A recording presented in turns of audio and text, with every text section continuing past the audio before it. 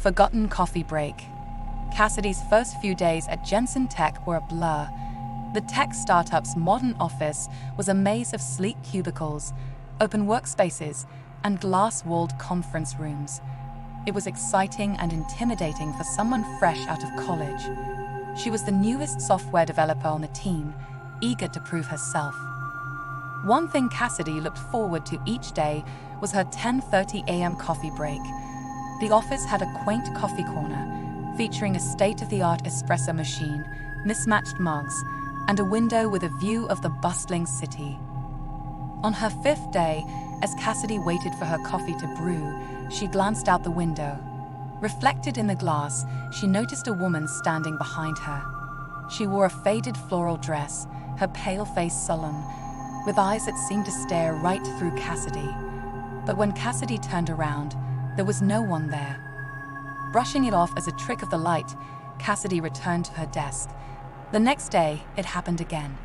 As she added sugar to her coffee, the same apparition appeared in the reflection, this time closer. Startled, Cassidy dropped her mug. It shattered, drawing the attention of a few colleagues. But no one else saw the mysterious woman. The appearances grew frequent and more unsettling.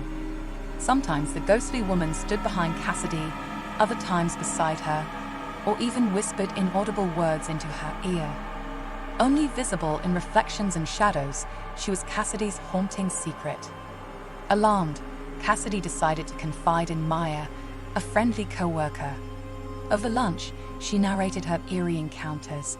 Maya, a longtime employee, listened intently, her face growing pale. "There's a story," Maya began hesitantly, "about a woman named Elsie. She worked here a decade ago when Jensen Tech was just a budding idea. Elsie was known for her relentless dedication. She'd always be the first in, last out, often skipping breaks, barely acknowledging the world around her. One day," Maya continued, "Elsie collapsed by the coffee machine. Overworked and sleep-deprived, her body just gave out. By the time help arrived, it was too late." Cassidy felt a shiver down her spine. "Do you think she's the apparition I've been seeing?" Maya nodded. "Elsie never took a break, always chained to her desk. Maybe she's stuck in that coffee corner, reminding others to take a pause, to live beyond just work." Determined to help Elsie's spirit find peace, Cassidy sought advice from a local medium.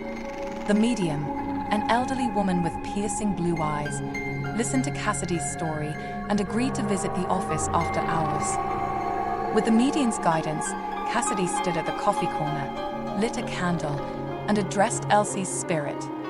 "Elsie, your dedication was commendable, but life is more than just work. You don't need to remind us anymore. Find peace, move on, and let yourself rest." The air grew cold, and for a brief moment, Cassidy saw Elsie, not in a reflection, but standing right in front of her, a faint smile gracing her lips. Then, in a wisp of air, she vanished. From that day on, the apparitions ceased, but Cassidy never forgot Elsie's unintended lesson. She made it a point to balance her work with life outside, ensuring she took her breaks, stepped out for fresh air, and disconnected when needed. Cassidy's story spread throughout Jensen Tech, becoming both a ghost tale and a poignant reminder for the young workforce. Elsie's memory prompted a culture shift, emphasizing well-being and work-life balance. Years later, Cassidy would often find herself sharing Elsie's story with newcomers, not just as a haunting tale, but as a testament to the importance of cherishing every coffee break and every moment away from the desk.